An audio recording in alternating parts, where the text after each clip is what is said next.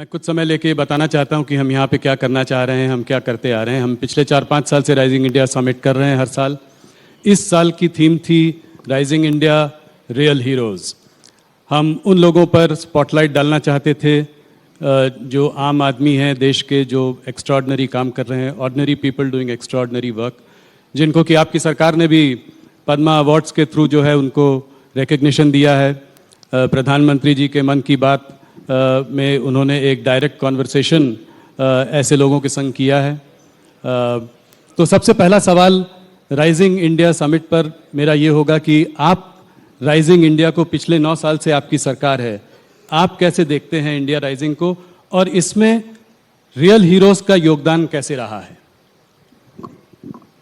देखिए, ये विगत 9 साल में भारत ने हर क्षेत्र में दुनिया के सामने अपने आप को सिद्ध किया है। चाहे खेल का क्षेत्र हो, चाहे अर्थतंत्र का सुधार करना हो, चाहे डेमोक्रेसी का रियल परकोरेशन करना हो, डेमोक्रेसी को स्ट्रेंथी करना हो, केंद्र और राज्य के संबंध बेहतर बनाकर इसको दुनिया के सामने रखना हो। अनुसंधान के क्षेत्र में भी हमने बहुत कुछ प्राप्त किया है। रक्षा और रक्षा की आत्मनिर्भरता, दोनों क्षेत्रों में शायद आजादी के बाद सबसे ज्यादा किसी एक दशक में काम हुआ है, तो वो ये 10 साल के अंदर हुआ है। देश की आंतरिक सुरक्षा के क्षेत्र में भी कश्मीर, नॉर्थ ईस्ट और वामपंथी उग्रवाद, तीनों हॉटस्पॉट को करीब करीब एक प्रकार से इस पर संपूर्ण प्रभुत्व आज हमारी एजेंसियों का हमने प्रस्तापित कर पाए हैं। ढेर सारे क्षेत्रों में भारत ने बहुत अच्छा किया है और उसका साथ अर्थ में यश हर क्षेत्र में ग्राउंड पर परफॉर्म करने वाले सभी नागरिकों को जाता है। ये जरूर है कि ये तो पहले भी थे, परंतु व्यवस्था सुधरती है तब भी हौसले के साथ। जब रियल हीरोज आगे नहीं आते हैं तो ये परिणाम नहीं मिलता है। मुझे पूरा भरोसा है कि अब इस नींव पर मोदी जी ने जो हमारे सामने एक स्वप्न रखा है कि 2047 में जब देश की आजादी के 100 साल पूरे होंगे, तब विश्व में हर क्षेत्र के अंदर भारत नंबर 1 होगा, सर्वप्रथम होगा। इसको हम निश्चित ही सिद्ध करेंगे। बहुत धन्यवाद आपका। सवालों का सिलसिला शुरू करता हूं।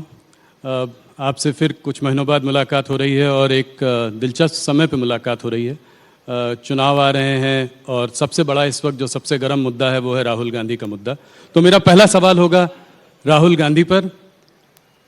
सूरत के कोर्ट से उनका कन्विक्शन हुआ, 2 साल की सज़ा सुनाई गई और तुरंत ही वो डिसक्वालीफाई भी हो गए और आप लोगों ने जरा भी देर नहीं की उनको बेघर करने में। तो इसको आप कैसे देखते हैं? क्या आपको लगता है कि इससे एक सिंपैथी का माहौल भी बन सकता है राहुल गांधी जी के लिए? देखिए राहुल जी, अगर आपने ये पूरे कानून को और सुप्रीम कोर्ट के जजमेंट को जरा स्टडी किया होता तो आप मुझे सवाल ही नहीं पूछते। मगर खैर, अच्छा ही हुआ पूछ लिया, क्योंकि बहुत बड़ी भ्रांति फैलाने का प्रयास कांग्रेसी नेता कर रहे हैं। मैं आपकी चैनल के माध्यम से समग्र देश की जनता को रियलिटी बताना चाहता हूं।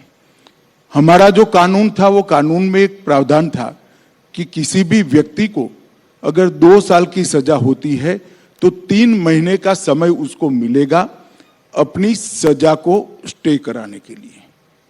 सजा को स्टे कराना और दोष को स्टे कराना 2 अलग बात है। तो दोष को भी स्टे कराना है, सजा को भी स्टे कराना है जी। और हमारे कानून में प्रोविजन ही नहीं है कि जिस अदालत किसी भी व्यक्ति को 2 साल या उससे अधिक सजा करती है, वो दोष पर रोक लगा सकती है।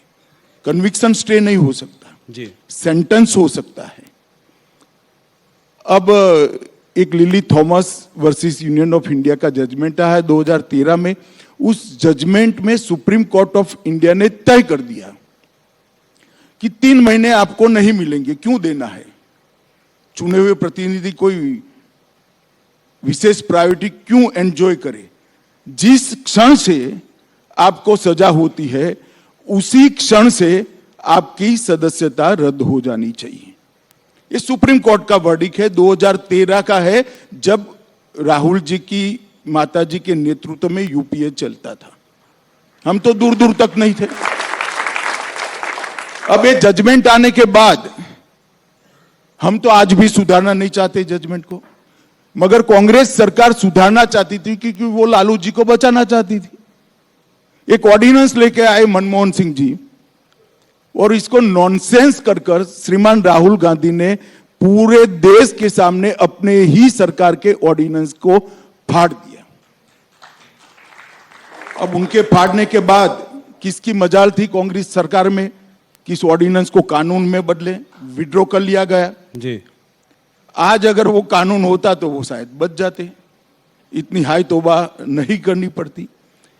और दूसरी बात, उन्होंने अब तक अपने दोस्त पर रोक लगाने के लिए, कन्विक्शन पर स्टे लेने के लिए अपील भी नहीं की है। ये किस प्रकार की एरोगेंसी है? एरोगेंसी है। आपको फेवर चाहिए, आप मेंबर पार्लियामेंट बने रहना चाहते हो और अदालत के सामने भी नहीं जाओगे। ये किस प्रकार की एरोगेंसी है? कहां से जनरेट होती है ये एरोगेंसी? कहां से जनरेट होती है? और ये श्रीमान पहले नहीं है, अब तक राजनीति में उनसे ज्यादा बड़े पद पर रहे हुए और उनसे भी ज्यादा अनुभव रखने वाले ढेर सारे नेता इसी प्रावधान के तहत अपनी सदस्यता गंवा चुके हैं। मैं 3 नाम तो आपको अभी भी गिना सकता हूं। श्रीमान लालू प्रसाद यादव इसका सबसे पहला भोग बने, उसके बाद जयललिता जी बनी और राशिद अल्वी जी बने। राहुल गांधी, सबकी सदस्यता गई है। किसी ने काले कपड़े नहीं पहने, किसी ने हाय तौबा नहीं की, क्योंकि ये सुप्रीम कोर्ट का जजमेंट है, देश का कानून है। मगर अब इन पर आ गई तो कांग्रेस वाले कहते हैं गांधी फैमिली के लिए एक अलग कानून बनाना चाहिए। मैं देश की जनता को पूछना चाहता हूं, किसी एक परिवार के लिए इस देश में अलग कानून बनना चाहिए क्या? ये देश की जनता ने तय करना है। किस मेंटालिटी में जीते हैं लोग? और फिर कुछ भी होता है तो मोदी जी पर आरोप करना, लोकसभा स्पीकर पर आरोप मढ़े जा रहे हैं। अरे भाई, आप कानून पढ़ो। वो तो शायद नहीं पढ़ पाएंगे, मुझे मालूम है, समझ नहीं पाएंगे, परंतु कांग्रेस के बड़े बड़े वकील जो राज्यसभा में बैठे हैं और वकील होने के कारण ही बैठे हैं, वो लोग भी नहीं समझाते हैं कि भाई लोकसभा स्पीकर के हाथ में कुछ नहीं है। लोकसभा स्पीकर शायद 2 दिन के बाद भी कुछ करते तो वो 2 दिन में एज अ मेंबर पार्लियामेंट आपने जो कुछ भी वक्तव्य दिया है वो लोकसभा को इरेज करना पड़ता, क्योंकि आपकी सदस्यता वो क्षण से जाती है जिस क्षण से आपको सजा होती। पर घर से भी तुरंत निकाल दिया। घर थोड़े दिन दे सकते थे, रुक सकते थे। तो इससे फायदा क्या होता, समझाइए। नहीं, सिंबॉलिक है, बैर की राजनीति बोल रहे हैं ये, इसलिए मैं सवाल पूछ। सिंबॉलिक तो ये है कि फॉर व्हाट स्पेशल फेवर? आप बता सकते हैं जब जर्नलिस्ट, क्यों स्पेशल फेवर करनी चाहिए? जब संज्ञान में आए उसके बाद तुरंत कदम उठाने का सुप्रीम कोर्ट का निर्देश है। ऑनलाइन जजमेंट भी पहुंच गया, जिन्होंने अर्जी की थी उन्होंने जजमेंट पहुंचा दिया। और लोकसभा स्पीकर सुप्रीम कोर्ट के आदेश की अवमानना क्यों करे?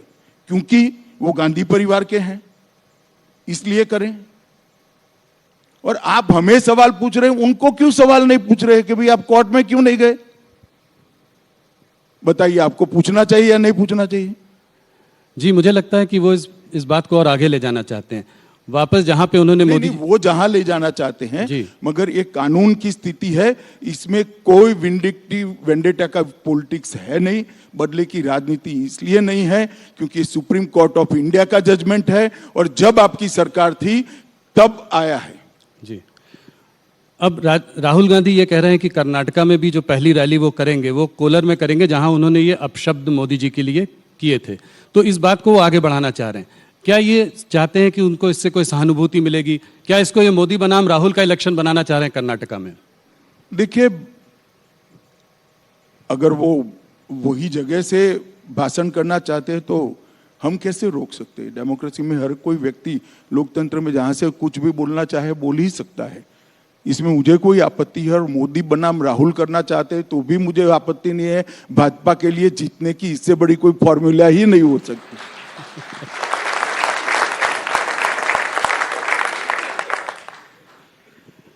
अमित जी, आपकी पार्टी ये जो अपशब्द राहुल जी ने मोदी जी के लिए कहे, आपकी पार्टी इसको एक एंटी ओबीसी कलर भी देने की कोशिश कर रही है, ऐसा क्यों? देखिए, उन्होंने मोदी जी को नहीं कहा है। पूरा भाषण आप सुन लीजिए जी। और मेरे इंटरव्यू के पहले चलाकर भी दिखाइएगा तो लोग भी सुने। उन्होंने मोदी समाज मतलब तेली समाज में सभी लोग क्यों चोर होते हैं ऐसा एग्जैक्ट नहीं कहा। उन्होंने ये कहा कि सारे चोरों का सरनेम मोदी क्यों होता है, ये कहा है जी। तो वो उन्होंने ओबीसी समाज का ही जानबूझकर अपमान किया है। इसमें पार्टी के बनाने का सवाल नहीं है, उन्होंने बोला ही ऐसा है। और जो महाशय कोर्ट में गई इसके खिलाफ, स्टेटमेंट के खिलाफ, उनका कंटेंशन भी वही है और जजमेंट का सार भी वही है। आगे ये भी कह रहे हैं कि मैं कोई सावरकर नहीं हूं जो माफी मांगू, गांधी माफी नहीं मांगते। इसको आप कैसे देखते हैं? देखिए, उनको माफी नहीं मांगनी है तो बेल भी नहीं जमा कराना था।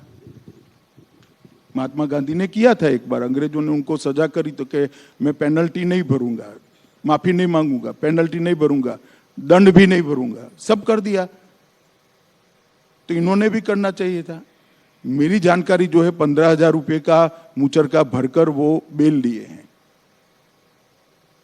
जी। और दूसरा, माफी न मांगनी हो तो न मांगे, मगर सावरकर जी के लिए इस प्रकार के शब्द नहीं करने चाहिए।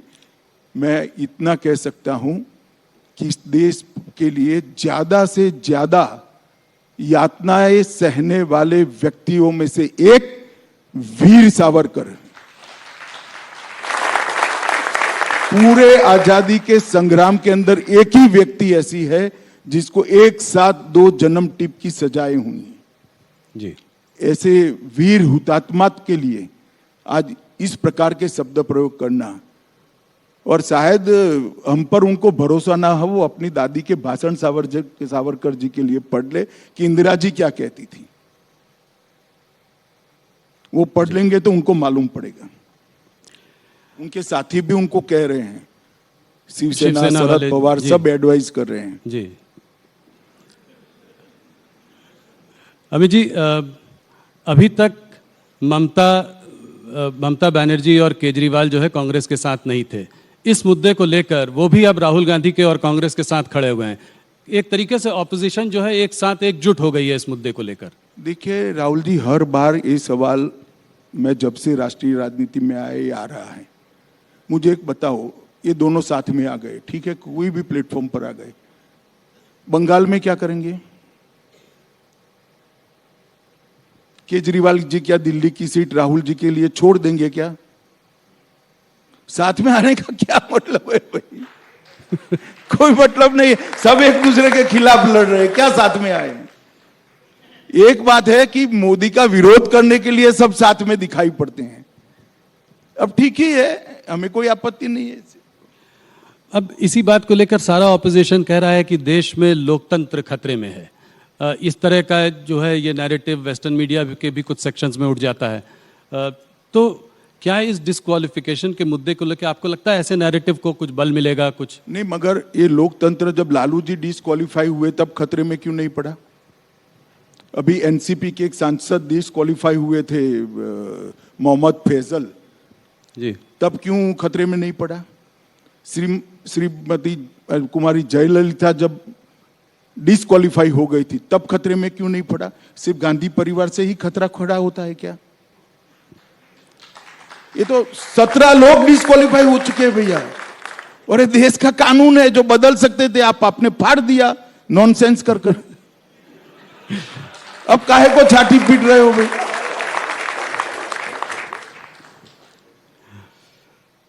अमित जी, थोड़ा आने वाले चुनाव, कर्नाटका के चुनाव की ओर देखते हैं।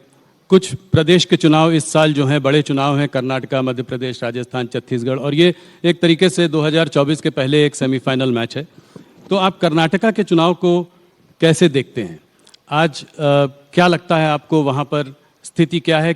कितनी सीटें देते हैं आप? ये सवाल मैं हर बार आपसे पहले पूछता हूँ। देखिए, मैं कर्नाटक 9 दिन लगाया हूँ, चुनाव की घोषणा की पहले आज ही हुई है, और करीब करीब कर्नाटक के जो 5 क्षेत्र है, मुंबई कर्नाटक, कल्याण कर्नाटक, मैसूर, बेंगलुरु, इस तरह के जो 5 क्षेत्र है, 5 क्षेत्र में मैं जाकर आया हूं और 9 दिन तक डिटेल दौरा किया है। मैं आपको पक्का असेसमेंट कर रहा हूं कि हम निश्चित रूप से हाफ वे मार्क से काफी आगे रहेंगे। पूर्ण बहुमत की भारतीय जनता पार्टी की सरकार बनने जा रही है। 1985 में रामकृष्ण हेगड़े जी के बाद कभी दोबारा रिपीट नहीं हुई है सरकार, इसके बाद भी आपको इतना भरोसा है? 30 साल के बाद 30 साल तक कभी भी पूर्ण बहुमत की सरकार नहीं आई थी। कई सालों से पूर्ण बहुमत की सरकार रिपीट भी नहीं हुई थी 77 के बाद। ये दोनों मोदी जी के समय में हुआ, ये भी हो जाएगा, आप चिंता मत करिए। एक अजीब सी चीज देखी कर्नाटका में, मुख्यमंत्री बोमई हैं और चेहरा येडियुरप्पा। प्रधानमंत्री ने भी उनका हाथ पकड़ा और उनका जो है उनको प्रोत्साहन दिया जब वो गए थे वहां पे। तो इसको आप कैसे देखते हैं? किसके चेहरे के अंडर चुनाव लड़ रहे हैं? क्या बोमई वापस अगर आप जीतेंगे तो मुख्यमंत्री बनेंगे? एक बात समझ लीजिए, येदियुरप्पा जी हमारे वरिष्ठ नेता है, केंद्रीय पार्लियामेंट्री बोर्ड के मेंबर है, चुनाव समिति के मेंबर हैं, और भारतीय जनता पार्टी ने उनकी वरिष्ठता को कभी क्वेश्चन नहीं किया। हम ऐसी पार्टी नहीं है कि जो पावर पर नहीं है उसको दरकिनार कर देते हैं।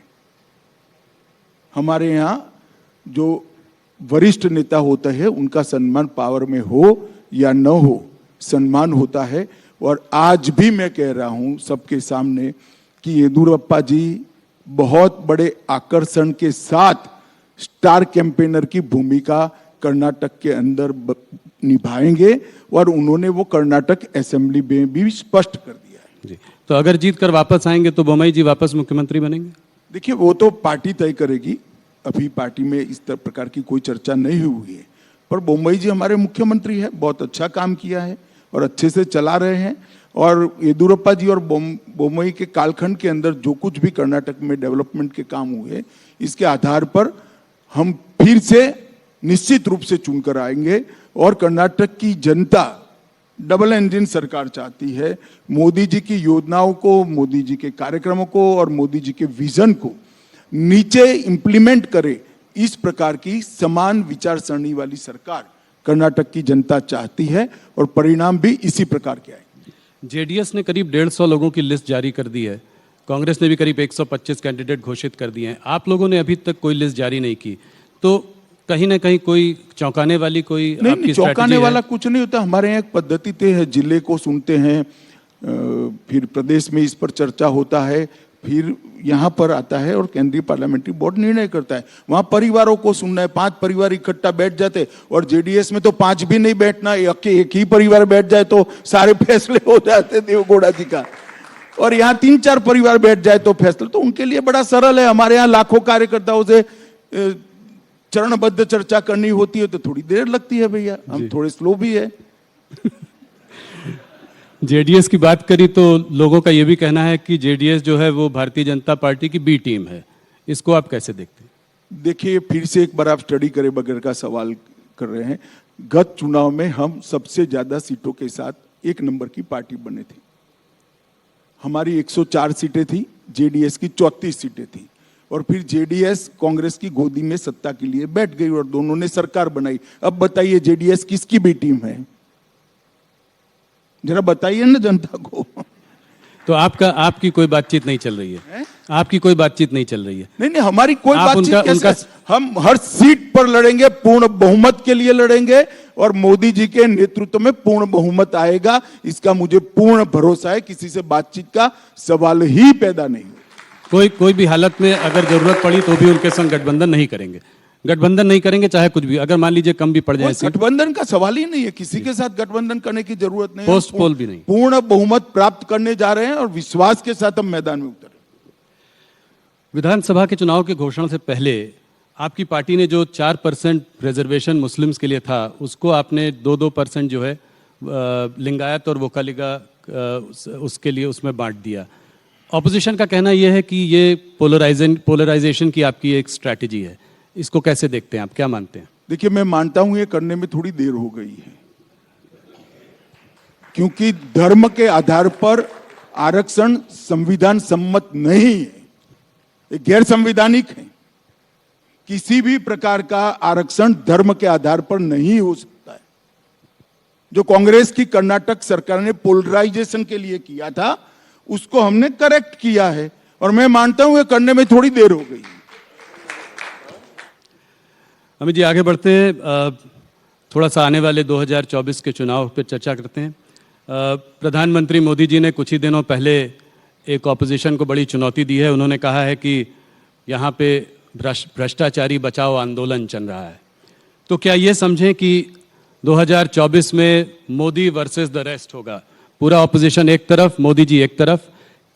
कैसे देखते हैं आप इसको? क्या आप 300 का आंकड़ा 2024 में पार कर पाएंगे? पहले मोदी वर्सेस रेस्ट को मैं आपको समझाने का प्रयास करता हूं, शायद मैं न समझा पाऊं मगर जनता समझ पाएगी। अब मैं 3 पार्टियों के नाम बोलता हूं, श्रीमान चंद्रशेखर राव, ममता बनर्जी की पार्टी तृणमूल कांग्रेस, समाजवादी पार्टी और कांग्रेस। ये चारों पार्टियां अगर मोदी वर्सेस रेस्ट के फॉर्मूला के साथ आती है तो चंद्रशेखर राव जी की एक सभा अगर यूपी में रखते हैं तो क्या फर्क पड़ जाएगा यूपी में, और ममता बनर्जी की सभा तेलंगाना में रखते हैं तो क्या फर्क पड़ जाएगा, और यादव साहब की सभा अगर बंगाल में रख देंगे तो क्या फर्क पड़ेगा। ये सब अपने अपने राज्य में हमारे सामने ही लड़ रहे हैं, और लड़ाई इसी तरह से होनी है। एकता आपकी टीआरपी बढ़ाने के लिए है, आपको उन लोगों का धन्यवाद करना चाहिए। एकता का कोई मतलब ही नहीं है। कोई एक दूसरे को ना नेता मानता है, ना एक दूसरे के लिए एक सीट छोड़ने को तैयार है। चलिए मैं मानूं कि टीआरएस तेलंगाना में 5 सीटें ममता जी को दे दे तो एक लड़ाई हुई भाई, और समाजवादी पार्टी भी 5 सीट वहां दे दे और ममता जी बंगाल में 5-5 सीटें दोनों को दे दे, तब तो एक हुए। मगर सब अपनी अपनी लड़ाई भाजपा के सामने लड़ेंगे और क्या हम सब एक है, क्या एक है भाई? नहीं, तब तो आपके लिए बहुत अच्छा है। मगर मान लीजिए उत्तर प्रदेश में एक सीट पर एक ही कैंडिडेट हो, जो जॉइंट कैंडिडेट हो सबका, समाजवादी पार्टी, बहुजन समाज पार्टी और कांग्रेस का, तब कैसे लड़ाई? ना बहुजन समाजवादी पार्टी ऐसा कहती है, ना समाजवादी पार्टी ऐसा कहती है। वो अलायंस करते हैं बंगाल और तेलंगाना में जी, तो कैसे एक होंगे बताओ? ना बसपा कह रही है कि हम साथ में लड़ेंगे, ना सपा कह रही है हम बसपा के साथ लड़ेंगे, सिर्फ टीवी 18 कह रहा है कि दोनों साथ में लड़ेंगे। अब इससे कैसे होगा भला? को आपका कौन मानेगा? नहीं, मैं तो सिर्फ सवाल पूछ रहा हूं, मैं कुछ कह नहीं रहा हूं। मैं तो जो आप बोल रहे हैं उसको रिपीट कर रहा हूं। Amit ji, central investigative agency से जो है ऑपोजिशन को बहुत डर है, कहती हैं कि जो हमको हैरेस करते रहते हैं, सरकार इनका इस्तेमाल करती है उन लोगों को परेशान करने के लिए। आज अगर आप देखें तो सत्येंद्र जैन, मनीष सिसोदिया जेल में हैं, चाहे वो कविता हो, केसीआर जी की बेटी हो कविता हो, हेमंत सोरेन हो, सब लोग या तो ईडी के घेरे में हैं या सीबीआई के घेरे में हैं। तो भूपेश बघेल जी के भी ज़्यादातर लोगों पर रेड्स पड़ती रहती हैं। तो ऑपोजिशन का कहना ये है कि क्या ईडी और सीबीआई के दफ्तर भारतीय जनता पार्टी के स्टेट्स में बंद हो चुके हैं? जरा भी ऐसा नहीं है। 2014 और 2019 दोनों चुनाव में भारतीय जनता पार्टी की सरकार ने देश को वादा किया था कि हम करप्शन के खिलाफ लड़ेंगे, और हमारी ये लड़ाई करप्शन के खिलाफ है। कल ही मोदी जी ने कुछ आंकड़े दिए थे, मैं इसको रिपीट करना चाहूंगा। 2004 से 2014 में ईडी, यही कानून था, कोई कानून हमने बदला नहीं है, यही कानून था। ईडी जो पीएमएल के कानून के तहत 5,000 करोड़ की संपत्ति कुर्क की थी, और मोदी जी के शासन के अंदर हमने 1,10,000 करोड़ की संपत्ति कुर्क की। उसका 5% भी पॉलिटिशियन का नहीं है, बाबुओं का भी है, भ्रष्ट व्यापारियों का भी है, सबका है, जो देश के कानून को तोड़कर टैक्स दिए बगैर धन शोधन करते हैं। क्या लड़ाई बंद कर दें? और क्या देश की जनता ऐसा कानून चाहती है कि अगर कोई पॉलिटिशियन, कोई राजनीति में काम करने वाले नेता या व्यक्ति भ्रष्टाचार करे तो इसके खिलाफ कोई कार्यवाही न हो? यही सीबीआई के तहत 9 वर्षों में हमने 5,000 केस भ्रष्टाचार के दर्ज किए। कांग्रेस ने 500 भी नहीं किए थे, 500 भी नहीं। क्या 5,000 के 5,000 केस राजनीतिक पार्टियों के कार्यकर्ताओं पर है? ना, सभी के सामने है, बाबुओं के सामने भी है, व्यापारियों के सामने भी है, और मिली भगत के सामने भी है। और जहां तक दुरुपयोग का सवाल है, लालू जी पर केस किसने किया था? यूपीए की सरकार ने किया था जी। शेख अब्दुल्ला के खिलाफ विमान भरकर अफसर, वो बड़े वाला एयर इंडिया का पुराना विमान आता है, क्या कहते 320 या ऐसा विमान होता है, पूरा विमान भरकर अफसर भेजे थे और कई सालों के लिए जेल में डाल दिए थे। किसने किया था? इंदिरा जी ने किया था। ये तो भ्रष्टाचार के केस है। मैं राहुल जी को और उनकी पार्टी को याद कराना चाहता हूं, इमरजेंसी डालकर लाखों बेगुनाह विपक्ष के नेताओं को जेल में डाल दिया था 19 महीने तक, और बेल का प्रोविजन भी नहीं था।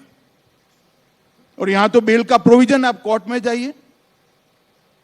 मैं आपको बताता हूं दुरुपयोग कैसे होता है, मैं उसका भुक्तभोगी हूं। हमारे खिलाफ कोई भ्रष्टाचार का केस कांग्रेस ने नहीं किया था। एक एनकाउंटर हुआ था, उसमें मैं राज्य का गृह मंत्री था, मुझ पर केस कर दिया और सीबीआई ने मेरी अरेस्ट की जी। अरेस्ट में सीबीआई के रिकॉर्ड पर आज भी टैप किया हुआ पड़ा होगा, अगर प्रामाणिकता से टैप किया तो सीबीआई के उस वक्त के अफसरों ने, और मिटा नहीं दिया कांग्रेस सरकार ने। तो 90% सवालों में यही था कि काहे को परेशान हो रहे हो, मोदी का नाम दे दो, आपको छोड़ देंगे। हमने तो काले कपड़े नहीं पहने, कोई विरोध नहीं किया जी। मोदी जी के खिलाफ एसआईटी बनाई, एक राज्य के मुख्यमंत्री के, कोई करप्शन का केस नहीं था। दंगों में इन्वॉल्वमेंट का केस करा, फर्जी टाइप का, जो अंत में सुप्रीम कोर्ट ने खारिज किया। हमने कोई हाई तौबा नहीं करी थी, कभी काले कपड़े पहनकर संसद को हमने जाम नहीं किया था भाई। और मैं बताता हूं नतीजा क्या आया। मुझे पकड़कर अरेस्ट किया, 90 में दिन ही बेल दे दी मुझे हाईकोर्ट ने। हाईकोर्ट ने कहा कि अरेस्ट करने के लिए पर्याप्त प्रूफ ही नहीं है, और मैंने एक्विटल की एप्लीकेशन डाली। मुंबई की अदालत ने, मुंबई में केस चला, गुजरात के बाहर ले गए, कोई आपत्ति नहीं, मुंबई में चला। वहां कोर्ट ने कहा कि राजनीतिक प्रतिशोध की भावना से सीबीआई ने राजनीतिक इशारों पर यह केस किया है, इसलिए हम अमित शाह को के खिलाफ के केस को और सारे आरोपों को खारिज करते हैं। हमने हाई तौबा नहीं की थी। और यही लोग थे, यही चिदंबरम बैठे थे, यही सोनिया जी नेतृत्व करती थी यूपीए सरकार का, यही मनमोहन सिंह थे, और यही राहुल गांधी सांसद थे। अब क्या हो गया भाई? और हमने तो आप पर जो केस करे हैं भैया, वो करप्शन के हैं, आपकी बदजुबानी का केस है। इस प्रकार के फर्जी केस नहीं किए हैं। और केजरीवाल भी रोज छातियां पीटते हैं, भैया ये सारे निर्दोष हैं। तो जैन साहब कितने समय से अंदर हैं? काफी समय हो गया, 1.5 साल हो गया जी। क्यों बेल नहीं होता है? सिसोदिया जी कितने समय से अंदर हैं? क्यों बेल नहीं होता है? इस देश में अदालतें हैं भाई, सबने अपना केस लेकर अदालत के सामने जाना चाहिए। एजेंसियों के दुरुपयोग का आरोप करने की लिए मैं कांग्रेस के मित्रों को कहना चाहता हूं, एक उंगली किसी के खिलाफ करोगे तो 4 उंगली आपके खिलाफ आती है, ध्यान रखना। और इस देश की जनता ने आपके समय में सब कुछ देखा हुआ है, मगर हमने कभी भी ऐसे काले कपड़े पहनकर, काली पगड़ियां, काली धोती, काला कुर्ता पहनकर नहीं, रोड पर नहीं निकले हम। वही कानूनी मामला है, निर्दोष है तो कानून में श्रद्धा होनी चाहिए, कानून छोड़ देगा आपको। जी। मैं तो इतने साल तक कभी नहीं बोला, आज आपने यूं कर कर बुलवाया तो मैंने बता दिया। अब तक नहीं बोला था मैं तो कभी। पर अमित जी और पूरी मेरी इंट्रोगेशन में एक ही बात, मोदी का नाम दे दो, मोदी का नाम दे दो, मोदी का। भाई क्यों डरते हो मोदी से, क्यों फंसाना चाहते हो? और कोई इंट्रोगेशन में कोई चीज नहीं पूछी मुझे, और मेरे कारण बेचारे कई सारे पुलिस अफसर, निर्दोष टाइप के अफसरों को जेल में डाल दिया। और वही कांग्रेस आज ये प्रलाप कर रही है, वही चिदंबरम साहब आज बोल रहे हैं, वही कपिल सिब्बल बोल रहे हैं, वही अभिषेक मनु सिंघवी बोल रहे हैं। उनको आत्मचिंतन करना चाहिए कि भ्रष्टाचार का जितना भी पैसा इकट्ठा किया है, एक बार सामने से अदालत के सामने जाकर दे दे, शायद अदालत माफ कर दे उनको। ये ढूंढ कर पकड़ेंगे तो तकलीफ आएगी। एक ऑपोजिशन लीडर का कहना यह है कि ये सारे आप भ्रष्टाचार के जो केसेस आप इन्वेस्टिगेट एजेंसीज तो करती हैं, पर अगर नेता पार्टी बदलकर भारतीय जनता पार्टी में आ जाए तो उसके खिलाफ केसेस को ड्रॉप कर दिया जाता है। ये बिल्कुल बेसलेस बात है। इस देश में अदालतें हैं, आपके पास अगर कॉन्क्रीट केस है तो लेकर अदालत में जाइए, अदालत सीबीआई को डायरेक्ट करेगी, ईडी को डायरेक्ट करेगी। कौन ईडी और सीबीआई की हिम्मत है अदालत के डायरेक्शन के खिलाफ काम करने की, बताइए किसकी हिम्मत है? और कांग्रेस पार्टी क्या मानती है, इस देश में अदालतें बंद हो गई है? जाइए आप अदालत में। ये 14 ऑपोजिशन पार्टीज ने एक सुप्रीम कोर्ट में एक याचिका दायर की भी है, जहां पे वो कह रहे हैं कि गाइडलाइंस फॉर अरेस्ट होना चाहिए। 3 गाइडलाइंस की उन्होंने बात करी है, इसको कैसे देखते हैं? अरे भाई, इस देश में अरेस्ट की, बेल की और रिमांड की, तीनों की गाइडलाइन सुप्रीम कोर्ट के 5 जजमेंटों से प्रस्तावित है। वो सब भी जानते हैं, मगर ये जनता को गुमराह करना चाहते हैं। जनता ऐसी बातों से गुमराह नहीं करना तो होती है भैया, ऐसी बातों से गुमराह नहीं होती जनता। जी। कुछ अन्य राज्यों के चुनाव के बारे में बात करना चाहूँगा। राजस्थान, मध्य प्रदेश और छत्तीसगढ़ के चुनाव भी आने वाले हैं इस साल। तो इन तीनों स्टेट्स में आप अपनी परिस्थितियों को कैसे देखते हैं? क्या लगता है आपको इन तीनों स्टेट्स में क्या होगा? देखिए, तीनों राज्यों में अभी चुनाव की देरी है, मगर तीनों राज्यों का मेरा दौरा हुआ है। राजस्थान का कम, मध्य प्रदेश और छत्तीसगढ़ का ज्यादा दौरा हुआ है। मैं इतना बताता हूं कि दोनों जगह पे कांग्रेस की सरकार की खिलाफ जबरदस्त रोष का माहौल मैं देखकर आया हूं, और मैं बहुत आशान्वित हूं कि मध्य प्रदेश और छत्तीसगढ़ दोनों जगह उलटफेर होने जा रहा है। और राजस्थान में तो शायद कांग्रेस भी मानती है कि अब हमारा नंबर नहीं लगने वाला है। मध्य प्रदेश की अगर बात करूं तो पिछली बार कमलनाथ ने वहां पे बड़ी अच्छी फाइट दी थी और आप लोगों को बाद में सरकार को पलटना पड़ा था। इस बार भी कमलनाथ का नेतृत्व है, कांग्रेस खड़ी हुई है और एक कांटे की टक्कर का वो दिखाई देता है। क्या आपको लगता है कि इस बार आप जीत जाएंगे? पिछली बार आपको दिक्कत हुई थी। नहीं, पक्का जीत जाएंगे। पिछली बार दिक्कत हुई थी क्योंकि वहां पर कुछ कास्ट बेस्ड आंदोलन खड़े किए गए थे, और कास्ट बेस्ड आंदोलन के कारण वोटर प्रभावित हुआ था, कलर्ड हुआ था, और वो आंदोलन के परछाई में एक चुनाव हुआ था। ऐसा ही कास्ट बेस्ड आंदोलन गुजरात में भी खड़ा किया था जी। इस बार नहीं, इसके पहले के चुनाव में इसकी परछाई में चुनाव हुआ, तो स्वाभाविक रूप से लोकतंत्र में थोड़ा असर होता है इसका।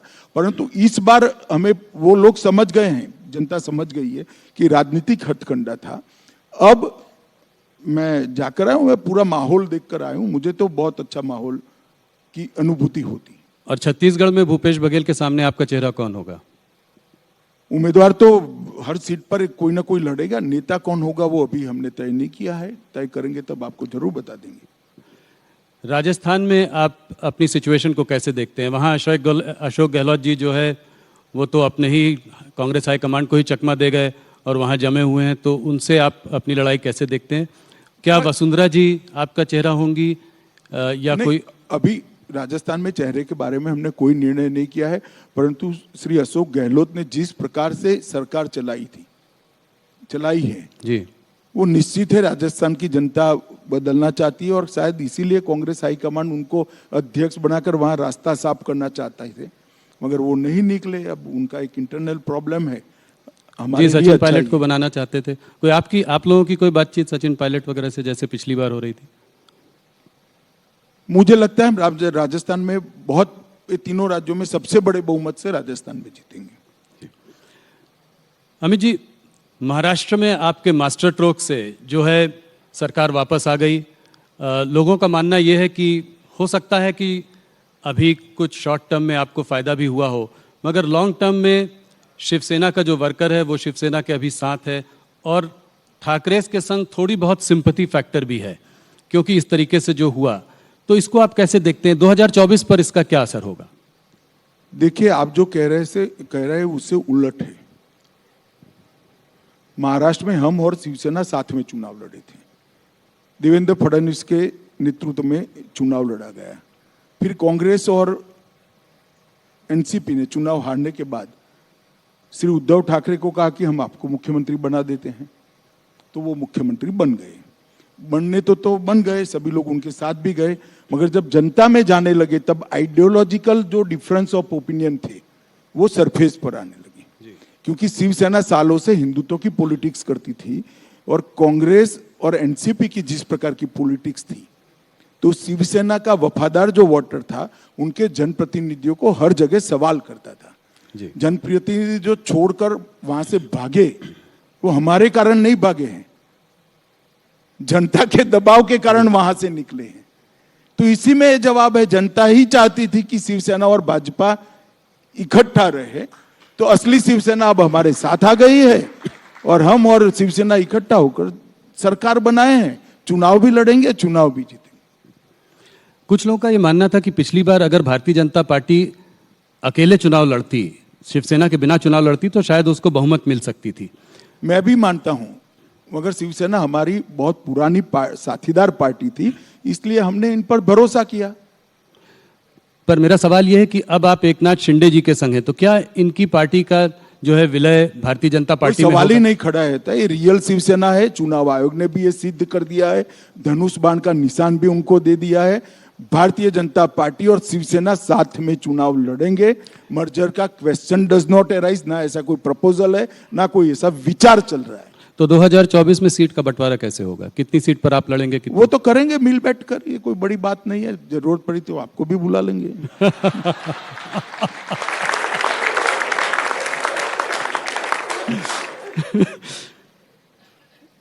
अमित जी, जो महाराष्ट्र में हुआ उस पर सुप्रीम कोर्ट ने टिप्पणी की, जो 5 मेंबर कॉन्स्टिट्यूशन बेंच जो सुप्रीम कोर्ट की थी, उन्होंने कहा कि गवर्नर को एमएलएस के मतभेद होने की वजह से फ्लोर टेस्ट की कोई बुलाने की कोई आवश्यकता नहीं थी।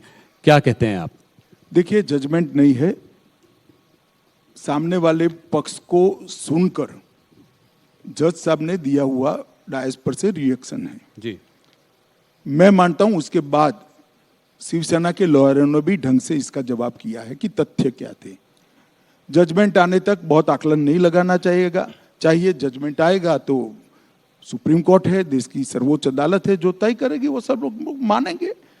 मगर जज साहब काफी सवाल सुनवाई के दौरान पूछते हैं, उसको जजमेंट नहीं मान लेना चाहिए। अभी जी, 2024 के चुनाव के बारे में बात करते हैं।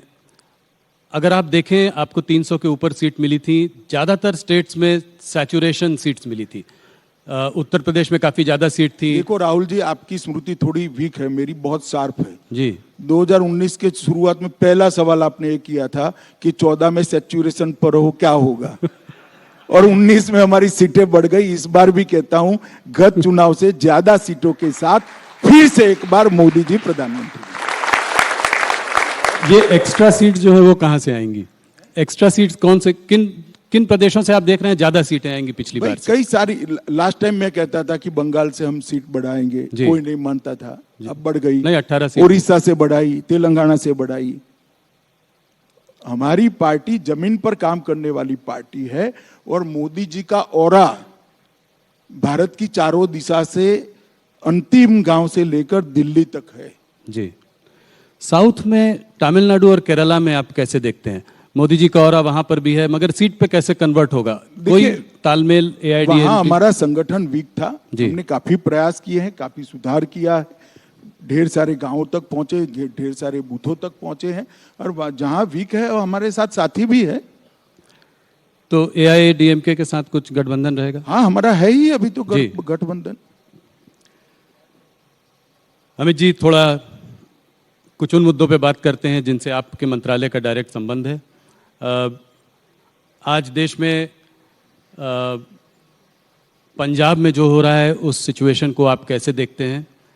अमृतपाल को गिरफ्तार करने के लिए आपकी मुलाकात भगवंत मान जी से मार्च की शुरुआत में हुई। उनको गिरफ्तार 2 हफ्ते बाद करने की कोशिश भी की गई, मगर वो हाथों से निकल गए। तो ये कैसे हुआ? अमृतपाल, जब आप लोगों का इतना तालमेल बना तो वो बचकर कैसे निकल गए? देखिए, ये सारी चीजें मैं सार्वजनिक रूप से यहाँ नहीं बता सकता, मगर इतना बताता हूँ, हर 3 महीने मैं पंजाब के मुख्यमंत्री को मिलता हूँ, सारे राज्यों के मुख्यमंत्रियों को मिलता हूँ। ये कोई नई बात नहीं, इसको कोई घटना के साथ नहीं जोड़ना चाहिए, एक बात। दूसरी बात, जहां तक भारतीय जनता पार्टी की नरेंद्र मोदी का सवाल है, किसी भी राज्य में लॉ एंड ऑर्डर होता है, इरिस्पेक्टिव ऑफ पार्टी पॉलिटिक्स, हम वो राज्य के साथ चट्टान की तरह खड़े हैं, क्योंकि ये मामला देश का होता है, पॉलिटिक्स का नहीं। और पंजाब सरकार जो भी कदम उठाना चाहती है, केंद्र सरकार उनके साथ है। तो आप इसमें गलती किसकी मानते हैं? ये कैसे हुआ कि हम साथ में मिलकर भी? गलती का इतना जल्दी आकलन मत लगाइए ना जी, कुछ बात चल रही है ढेर कि सारे लोग पकड़े गए हैं, जी। ढेर सारे लोगों को उन्होंने NSA भी लगाया है, ढेर सारे लोगों को जेल में भी डाला है, अलग अलग प्रकार के केस भी रजिस्टर हुए, ढेर सारी मात्रा में हथियार भी जब्त हुए। मैं मानता हूं कि कठोर कार्यवाही की। और आपको उम्मीद है कि अमृतपाल को पकड़ लिया जाएगा जल्द से जल्द? मेरी उम्मीद से कहीं नहीं हो, कुछ नहीं होता है। एजेंसियां और पुलिस दोनों कार्यरत है, वो अपना काम करेंगी। और मैं मानता हूं ये सारे सार्वजनिक इंटरव्यू के हिस्से नहीं होते हैं, संवेदनशील प्रकार की बातें हैं, और उसको इसी प्रकार से टैकल करना चाहिए। अमित जी, जो पंजाब में हुआ उसका हमने बाहर भी देखा कि भारतीय दूतावासों में जो है हिंसक प्रदर्शन हुए। Vancouver, Melbourne, Washington DC, San Francisco, हर जगह इस तरह के प्रदर्शन हुए। इसको आप कैसे देखते हैं? देखिए, भारत का दूतावास देश के दुनिया के किसी भी हिस्से पर हो, वो भारत का भाग है जी। और उस पर हमला, वो प्रीमाइसिस के अंदर किया गया कानून भारत के सार्वभौमत्व पर हमला है। हमने दिल्ली में FIR रजिस्टर करी है, और जिन जिन लोगों ने ये कार्यवाही की है उस पर हम एक्शन लेने की शुरुआत भी की। क्या एक्शन लेंगे? कुछ OCI वगैरह कार्ड कैंसिल करने की भी कोई देखिए, UAPA लगाया है उन्होंने, और अब सारी वहां से रिकॉर्डिंग भी मंगाई गई। रिकॉर्डिंग के आधार पर पुलिस प्रोफेशनल एक्शन लेगी। अमित जी, खालिस्तान के इस आंदोलन के पीछे किसका हाथ है? आप किसका हाथ मानते हैं इसमें?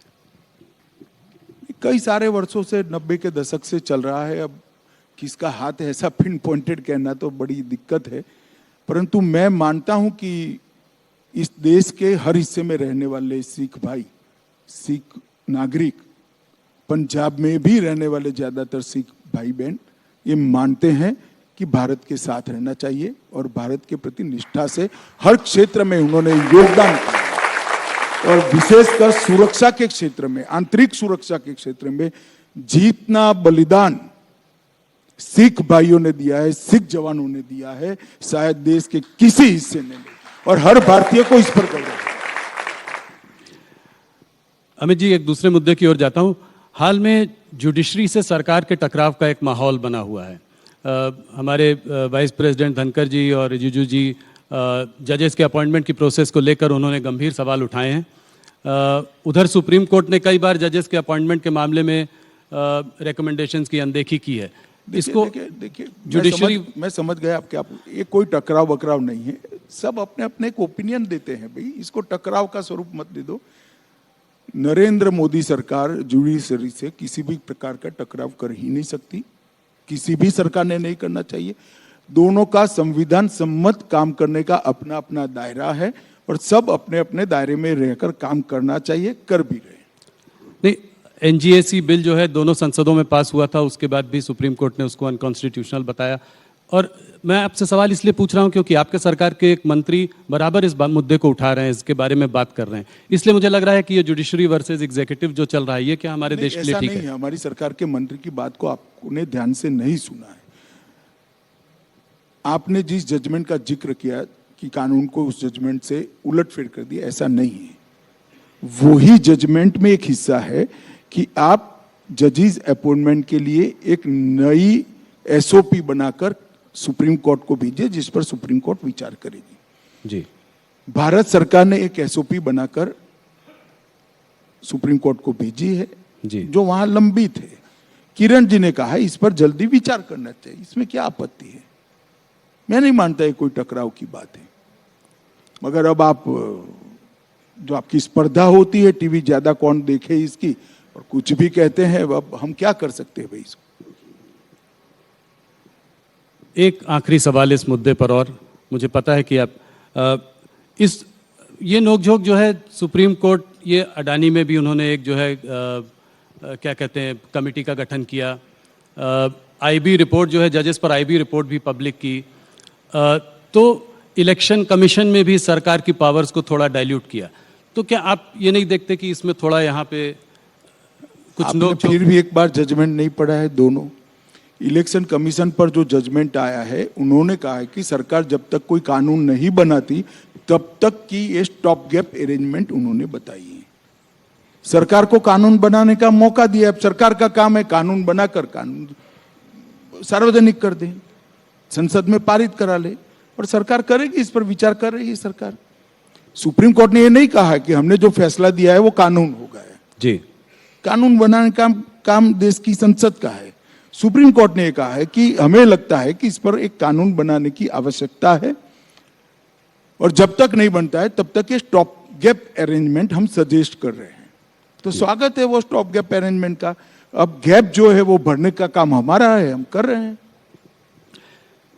अमित जी, एक मुद्दा जिस पर आपने बहुत काम किया है और वो है ड्रग्स के खिलाफ आपने बहुत काम किया है। आप इतने व्यस्त रहते हैं, इसके बाद भी आपने इस चीज पर बहुत ज्यादा काम किया। आप कैसे देख रहे हैं कि भाई मैं काफी चीजों पर काम करता हूं। मैं वो सब तो करते हैं। मेरा मतलब है कि ये एक ड्रग्स फ्री इंडिया का जो सपना है वो कब पूरा होगा? ये प्रॉब्लम बहुत बड़ी है आज भी इतने। देखिए, ऐसा है कि ये ऐसी समस्या है जिसकी समाप्ति की कोई डेट नहीं दी जाती है, ना हो सकती है, कभी भी नहीं हो सकती। एक लड़ाई है और लंबे समय तक चलने वाली लड़ाई है, मगर अप्रोच में बदलाव हो सकता है। नरेंद्र मोदी जी के प्रधानमंत्री बनने के बाद ड्रग के खिलाफ लड़ाई में हमने अप्रोच बदला है। एनकोड कर एक व्यवस्थापन 2020 से हम लेकर आए, जिस एनकोड के अंदर 4 स्तरीय व्यवस्था है। केंद्रीय स्तर पर 2 व्यवस्था है, एक राज्य स्तर पर है और एक जिला स्तर पर है। और एक सिर्फ पहले पुलिस और रेवेन्यू डिपार्टमेंट इसके खिलाफ लड़ते, अब होल ऑफ गवर्नमेंट अप्रोच के साथ हेल्थ डिपार्टमेंट, फार्मास्यूटिकल डिपार्टमेंट, इसके साथ समाज कल्याण विभाग, jail, home ministry, revenue ministry, finance ministry और बॉर्डर सिक्योरिटी, तो नेवी, कोस्ट गार्ड, ये सारे सब इकट्ठा होकर इसके खिलाफ लड़े। वो व्यवस्था का नाम है एनकोड व्यवस्था, जो 2020 से हम लेकर आए, और इसके कारण ड्रामेटिक परिवर्तन आंकड़ों में आया है। जी। मैं आपको बताता हूं, पहले 9 साल में 630 करोड़ का ड्रग पकड़ा गया था, और ये 9 साल में 22,000 करोड़ का ड्रग पकड़ा गया है। देश की जनता को भी शायद मालूम है, हर 3 महीना अपने हाथ से मैं ड्रग जलाता हूं जी, और 3 साल से जलाता हूं। 22,000 करोड़ रुपए का ड्रग। इसका मतलब ये नहीं ड्रग ज्यादा आने लगा है, इसका मतलब है ड्रग ज्यादा पकड़ा जाता है। हमने तंत्र को कठोरता के साथ काम करने की सूचनाएं दी है। और पहले ड्रग के खिलाफ जो केस होते हैं उसमें केस का अप्रोच होता था। एक आदमी ड्रग के साथ पकड़ा जाता है तो केस रजिस्टर कर लेते थे, संतुष्टि होती थी। अब ऐसा नहीं होता है, टॉप टू बॉटम और बॉटम टू टॉप अप्रोच लिया है। एक आदमी ड्रग के साथ पकड़ा जाता है तो वो कहां से लाया, वहां से लेकर देश में कहां से आया वहां तक इन्वेस्टिगेशन होता है, और देश की सरहद पर पकड़ा जाता है तो जहां से पकड़ा गया वहां से कहां पान की दुकान तक जाना था वहां तक का इन्वेस्टिगेशन होता है जी। तो टॉप टू बॉटम और बॉटम टू टॉप इन्वेस्टिगेशन के कारण आज पूरे तंत्र पर उनकी जो सिस्टम है जी। इस पर एक कुठाराघात करने का काम नरेंद्र मोदी सरकार ने किया है। और मैं मानता हूं कि इस लड़ाई के अंदर विशेषकर युवाओं ने जुड़ना चाहिए। ये हमारे देश की भविष्य की पीढ़ी को खोखला बनाती है, ये जाली नोटों के व्यापार को बढ़ावा देता है, ये षड्यंत्र, ये ड्रग ट्रैफिकिंग से ही टेरर फंडिंग होती है, ये हथियारों की तस्करी को भी बढ़ावा देता है और हमारे बच्चों को उनके जीवन के आनंद से गुमराह करता है। और हमारी सरकार का स्पष्ट अप्रोच है कि जिस बच्चे को ड्रग की आदत पड़ती है वो तो विक्टिम है, व्यापार करते हैं वो गुनहगार है, और दोनों के लिए हमारा अलग अलग अप्रोच है। जो विक्टिम है उसको रिहैबिलिटेशन सेंटर पर ले जाओ, और जो व्यापार कर रहे हैं उनको कभी न बाहर आ पाए इस प्रकार के कानून से जेल की सलाखों के पीछे डालें। बहुत अच्छा। आपने अभी कहा आपने बहुत सारे काम किए, एक और काम पे मैं प्रकाश डालना चाहता हूँ, और वो है नक्सलवाद से जो आप लड़ाई लड़ रहे हैं। और अभी आप एक राज्य जो है छत्तीसगढ़ में सुकमा में रहकर भी आए, आपने काफ़ी स्कूल अस्पतालों के कुछ एरियाज़ में जो है आप गए भी, सुरक्षा एजेंसीज के लिए बड़ी चुनौती थी, आप वहाँ पहुँच गए, मगर आपने ये सब किया। इसको आप कितनी बड़ी समस्या मानते हैं और इसको कैसे टैकल कर रहे हैं? देखिए, एक जमाने में काठमांडू से तिरुपति कॉरिडोर की बात होती थी और देश के 12 राज्य इसकी चपेट में थे। 12 राज्य आज घटते घटते घटते घटते छत्तीसगढ़, महाराष्ट्र के 1-2 जिले, मध्य प्रदेश का 1 जिला, तेलंगाना आंध्र प्रदेश के 1-1 जिले और उड़ीसा संपूर्ण मुक्त हो गए, बिहार और झारखंड भी संपूर्ण मुक्त हो गए, बंगाल मुक्त हो गए, मध्य प्रदेश मुक्त हो गए। और ये 10 साल के अंदर, मोदी जी के प्रधानमंत्री बनने के बाद 9 साल के अंदर हर प्रकार की वामपंथी उग्रवाद की हिंसा में एवरेज 76% की कटौती हुई। इनकी कैडर को पूरी तरह सख्ती से हम निपटे हैं, और इसके साथ जो मेन स्ट्रीम में आना चाहते हैं उनको मेन स्ट्रीम में आने की भी व्यवस्था। मैं मानता हूं कि बहुत कम समय के बाद ये देश हम ऐसा सोच सकेंगे, ऐसा सुन सकेंगे, ऐसा देख सकेंगे कि देश वामपंथी उग्रवाद से संपूर्ण रूप से मुक्त हो चुका है। अमित जी, एक सवाल और, आज अगर आप विश्व भर में देखें तो ज़्यादातर देश में अर्थव्यवस्था चरमराई हुई है। सारे बड़े बड़े देश जो है उनकी इकॉनमी जो है आज एक कठिन एक संघर्ष से गुजर रही है। आज इंडिया एक ब्राइट स्पॉट है जिसकी की इकॉनमी फिर भी संभली हुई है और अच्छा कर रही है, मगर इसका एक दूसरा पहलू है जो कि ऑपोजिशन सरकार को टारगेट करता है, वो है महंगाई और बेरोजगारी का मुद्दा। ये मुद्दा बार बार आता है, महंगाई बढ़ी है और काफ़ी बढ़ी है इधर, तो आप इसको कैसे देखते हैं? देखिए, महंगाई को भी कोरोना के कठिन कालखंड के बाद विश्व के परिप्रेक्ष्य में देखें तो भारत की स्थिति England, Germany, France, even America, ये सबसे बहुत अच्छी स्थिति है। और मैं इतना कह सकता हूं कि खाने पीने की चीजों पर मोदी जी ने महंगाई को नहीं बढ़ने दिया है। मगर आज विश्व का अर्थतंत्र एक दूसरे के साथ इस प्रकार से जुड़ा है कि विश्व के अर्थतंत्र के अंदर जो बदलाव होते हैं इससे कोई भी देश अछूता नहीं रह सकता। हम अगर ये कहेंगे कि विश्व के अंदर जो स्लोडाउन आए इसका हमारे यहाँ कोई प्रभाव नहीं होगा, विश्व के अंदर जो महंगाई हुई इसका हमारे यहाँ कोई प्रभाव नहीं होगा, तो वो सही नहीं होगा। इसका प्रभाव होना ही है, परंतु इसके सब प्रभाव को कम करने का काम भारतीय जनता पार्टी की नरेंद्र मोदी सरकार ने किया है, इस देश के प्रधानमंत्री ने किया है। और मैं आज कह सकता हूं कि कोरोना के कालखंड के दोनों सालों में समग्र विश्व में सबसे तेजी से बढ़ने वाली अगर कोई अर्थव्यवस्था रही है तो वो भारत की रही है। और ओवरऑल असेसमेंट करें तो अटल जी इस देश के अर्थतंत्र को 11वें नंबर पर छोड़कर गए विश्व के अर्थतंत्रों की तालिका में। जी। फिर अर्थशास्त्री प्रधानमंत्री मनमोहन सिंह जी आए, उन्होंने एक बहुत अच्छा काम किया, 11वें नंबर पर से देश को 12वें नंबर पर नहीं जाने दिया, 11वें नंबर पर 10 साल तक देश स्थित रहा।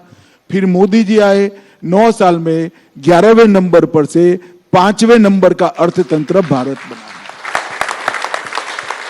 और मैं मानता हूं ये बहुत बड़ी सिद्धि है, पूरी दुनिया मानती है कि भारत उत्पादन का हब बन चुका है। नए नए क्षेत्र के अंदर ग्रीन हाइड्रोजन का क्षेत्र हो, अंतरिक्ष का क्षेत्र हो, ड्रोन का क्षेत्र हो, स्टार्टअप को बढ़ाना हो, या युवाओं के लिए एक सानुकूल वातावरण खड़ा करना हो, जिससे एक मंच पर खड़े रहकर विश्व के युवाओं के साथ वो स्पर्धा कर पाए, वो मंच मोदी जी ने भारत के युवाओं को दिया है और सफलतापूर्वक दिया है, ऐसा मैं मानता हूं। नहीं, और आज लोग मानते हैं कि इस डेकेड के एंड तक हो सकता है कि हम top 3 economies of the world में भी हों, तो इसमें कोई दो राय नहीं है। अमित जी, मैं हर बार कोशिश करता हूं कि आपसे कुछ हल्के फुल्के सवाल पूछूं, पर उसका मुझे कोई जवाब नहीं मिलता। एक सवाल जाते जाते बताइए, आप रिलैक्स कैसे करते हैं? कुछ कभी छुट्टी लेते हैं, कभी कुछ? तो अभी आपके साथ बैठकर ही रिलैक्स हूं भैया। देखो भाई, मन में जो है वो करते रहो, अपने लक्ष्य के अनुरूप करते रहो, अपनी मान्यता के अनुरूप करते रहो, कभी थकान नहीं लगेगी। अपने मन से विपरीत करोगे, अपनी आइडियोलॉजी से विपरीत करोगे, अपनी मान्यता से विपरीत करोगे तो थकोगे। अगर कोई कॉम्प्रोमाइज करे बगैर अपनी मान्यता के अनुसार काम करते रहोगे तो थकान कभी नहीं लगेगी, और इसीलिए मुझे कभी नहीं लगती। मुझे पता है कि मुझे जवाब मिलेगा नहीं, पर मैंने फिर भी कोशिश की। अमित जी, आपका बहुत बहुत धन्यवाद। आप राइजिंग इंडिया में आए, आपने हमारे सारे सवालों का बहुत लंबे समय तक जवाब दिया, हमसे जुड़े, बहुत बहुत धन्यवाद। Ladies and gentleman, please give him a big hand. आपका भी बहुत बहुत धन्यवाद, क्योंकि राहुल जी वाली भ्रांति को क्लियर करने का आपने मुझे मौका दिया। बहुत बहुत धन्यवाद।